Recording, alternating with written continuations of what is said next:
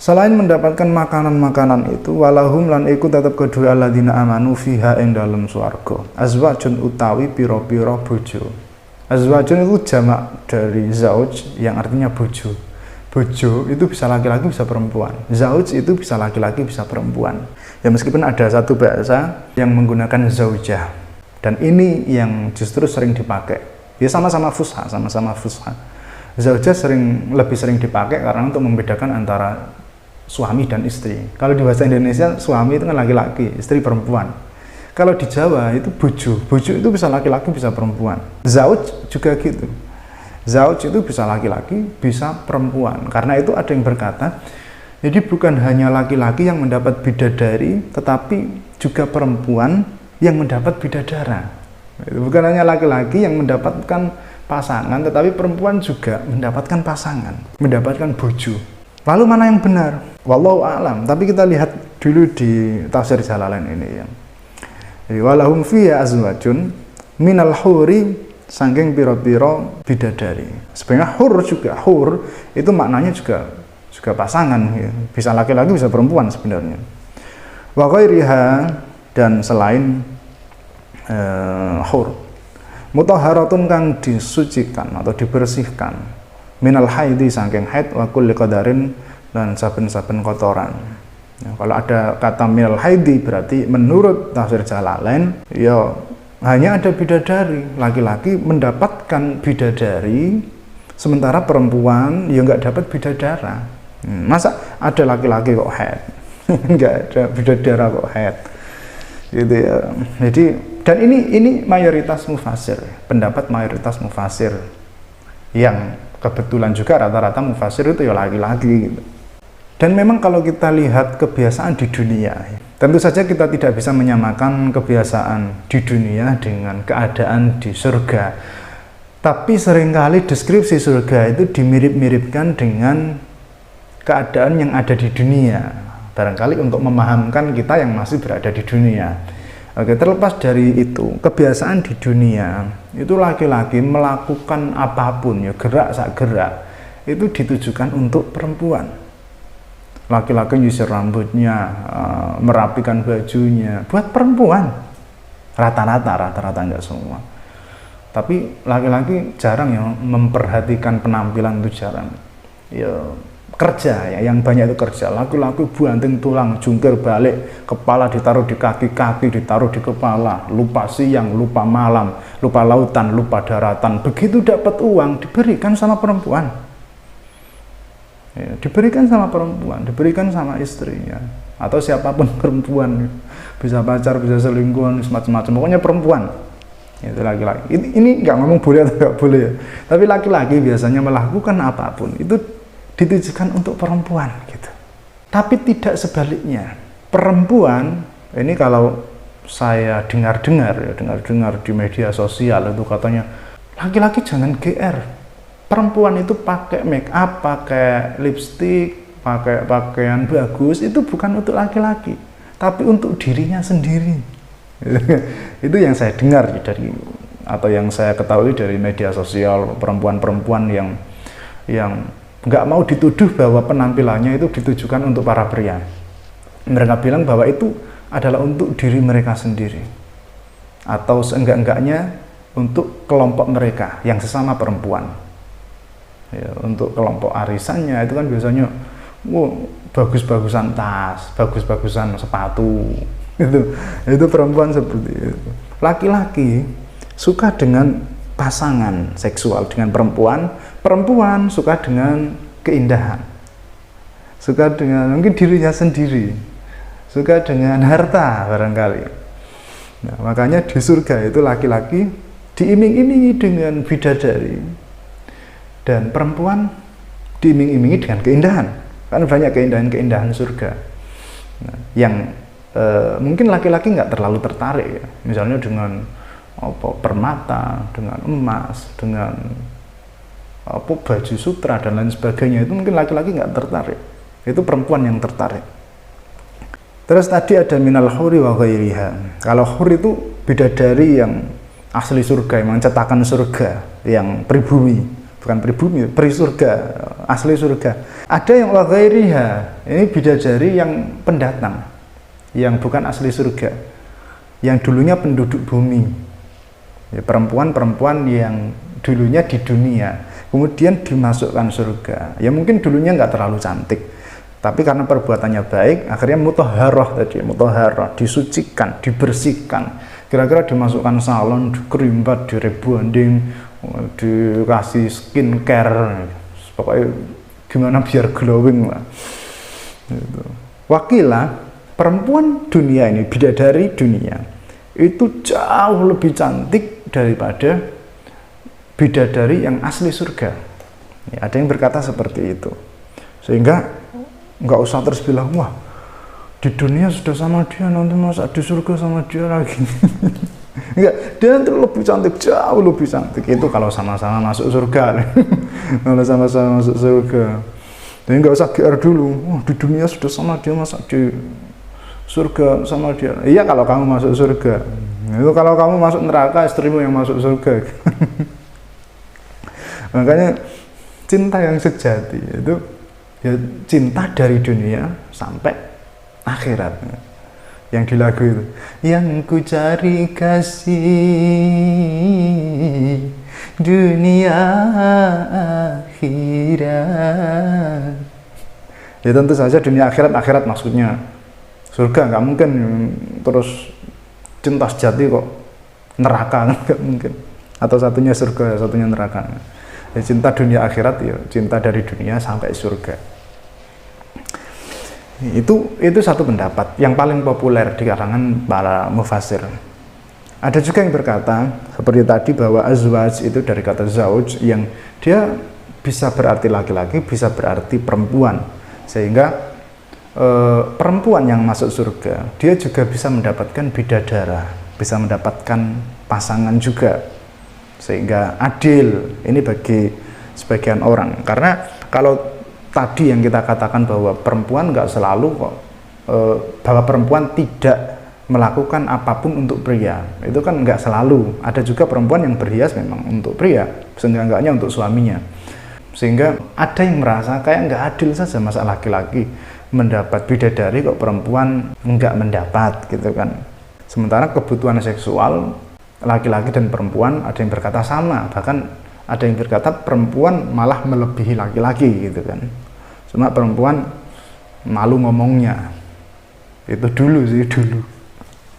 Sekarang perempuan itu acur, belak-belakan banget. Malah laki-laki yang sekarang mulai malu-malu ya. Karena laki-laki sekarang kalau bahas seksual itu sudah dituduh pelecehan gitu. Sebenarnya perempuan enggak, perempuan itu bebas, mau guyon apapun yang sejorok apapun, paling dianggap gak sopan toh, tapi nggak dianggap pelecehan seksual. Kalau laki-laki langsung dianggap pelecehan seksual.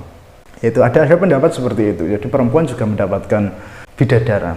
Dan kalau begitu berarti mutahharatun ya nggak dari haid ya, nggak dari haid ya. Pokoknya bersih lah, laki-lakinya bersih, nggak buluk.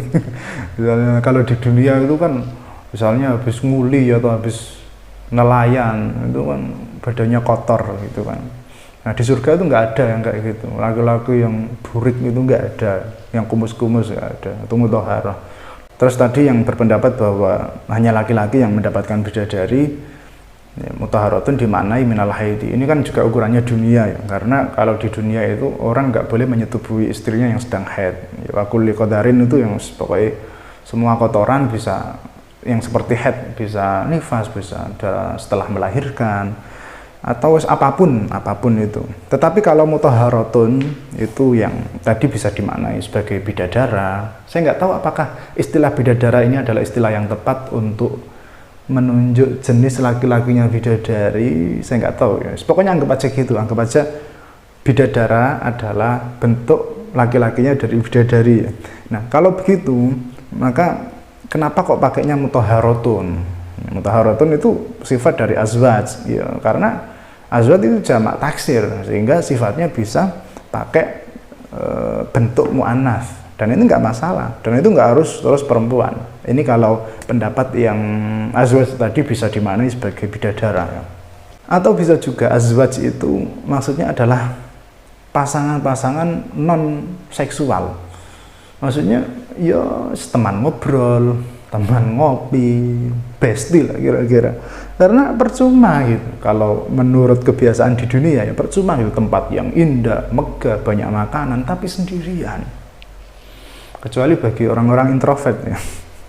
Terus umumnya orang menurut kebiasaan di dunia, apa artinya gitu tempat yang indah mewah tapi nggak ada temannya, sendirian, kesepian, itu kan nggak asik gitu. Nah terus mutaharatun artinya apa? Jadi mutaharatun itu tadi ya bukan hanya bersih dari segi fisik ya. Bukan hanya nggak haid atau nggak nifas, nggak macam-macam itu, bukan hanya nggak kumus-kumus, tapi juga bersih dari sifat-sifat batiniyahnya, dari iri, dari kesombongan, dari macam-macam, bersih dari segala hal.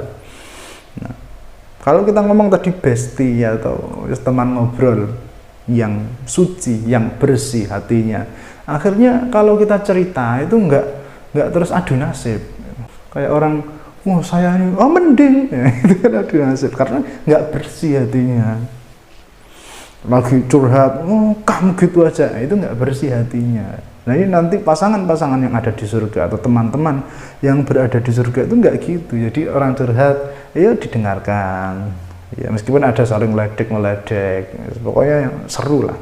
Atau bisa juga ini adalah kiasan dari apa? Kiasan dari bahwa di surga itu nikmat gitu. Itu diibaratkan nikmatnya surga itu seperti ada banyak makanan, karena kenikmatan duniawi itu kan dari makanan, dari seksual gitu kan, dari sosial, sehingga tadi diibaratkannya dengan banyaknya makanan semua macam-macam, terus diibaratkan dengan ada bidadari yang mengarah pada seksual, atau kalau tadi kita pakai penafsiran yang itu teman berarti ya sosial gitu. Itu kan kenikmatan duniawi.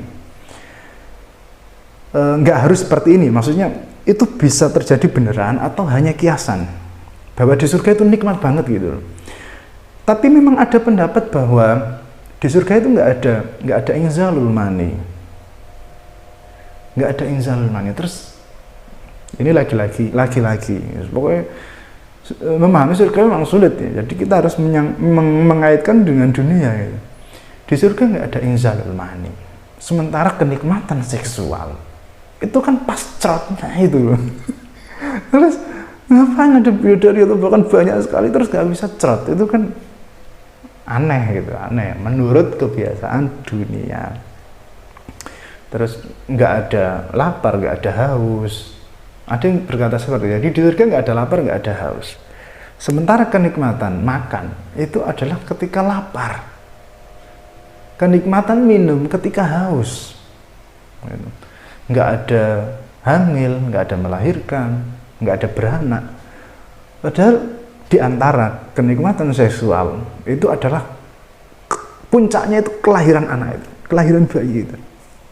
Meskipun ada juga yang berpendapat nanti di surga masih bisa beranak pinak. Wallahu a'lam, tapi yang jelas ya, surga itu mala ainun ra'at wala udhunun sami'at wala khatara ala qalbi bashar. Kita nggak tahu hakikatnya surga. Ini gambaran. Apakah benar-benar seperti ini atau hanya kiasan bahwa surga itu adalah tempat yang nikmat banget. Wallahu a'lam. Wa hum tawi alladzina amanu fiha ing dalem surga khaliduna iku padha langgeng kekal abadi. Makithun ategese padha manggon kabeh abadan ing dalem salawase, ing dalem selamanya. Menurut Mu'tazilah, jadi abadi di sini atau kekal di sini itu tanpa batas. Tapi kalau menurut Ahlus Sunnah, menurut pendapat yang kuat, itu bukan kok kekal tanpa batas ya, tapi sangat lama, di waktu yang amat sangat lama. Nggak selalu tanpa batas, tapi bisa juga tanpa batas. Jadi bisa terbatas, bisa tanpa batas. Yang menentukan ya Allah. Jadi Allah mau membatasi atau enggak, itu terserah Allah. Bisa dibatasi atau bisa tidak dibatasi. Sehingga kekekalan surga, ada yang bilang kan gini, surga itu nggak mungkin kekal, karena kalau kekal menyamai Allah ya nggak gitu juga maksudnya. Jadi kalaupun surga kekal, kekalnya dikekalkan ya, sementara Allah kan kekal dengan zatnya sendiri. Sama kayak kita ini ada. Oh, manusia itu nggak ada. Kalau ada berarti menyamai Allah, ya nggak gitu. Nggak gitu. Allah itu ada dan mengadakan. Sementara kita diadakan, adanya kita diadakan. Allah kekal dan yang mengekalkan, kalau surga dikekalkan. Jadi kekekalan surga itu dikekalkan kalau kekal tanpa batas, sehingga bisa dengan batas, bisa tanpa batas. Itu keabadian surga. La yafnauna, tidak rusak sapa alladzina amanu. Ada yang berkata tidak rusak. Di sini itu tidak ada yang kentut, tidak ada yang kencing, tidak ada yang buang air besar, tidak ada yang sakit, tidak ada orang yang jerawatan, nggak ada orang bisulan gitu. Wala yukhrajuna, dan tidak akan dikeluarkan sapa alladzina amanu. Kalau sudah di surga, ya wes berarti sudah finish gitu. Dia nggak akan lagi dikeluarkan. Yang belum masuk surga itu masih ada kemungkinan, belum. Jadi kalau ada yang protes itu sebelum masuk surga, dulu kamu pernah berbuat salah sama saya, nah, itu bisa nanti masuk neraka. Padahal sudah di depan pintu surga. Tapi kalau sudah di dalam surga, nggak bisa keluar, maksudnya ya mungkin bisa jalan-jalan, ya, lihat-lihat orang di neraka gitu. Oh, kamu masuk neraka, itu mungkin bisa, karena di Al-Quran itu ada banyak dialog antara penduduk surga dan penduduk neraka, ya. Saya nggak tahu itu dialog apakah ngelihat langsung atau lewat Zoom, ya, wallahu alam. Maksudnya tidak keluar itu tempat tinggalnya di surga itu, nggak mungkin terus nanti pindah ke tempat lain.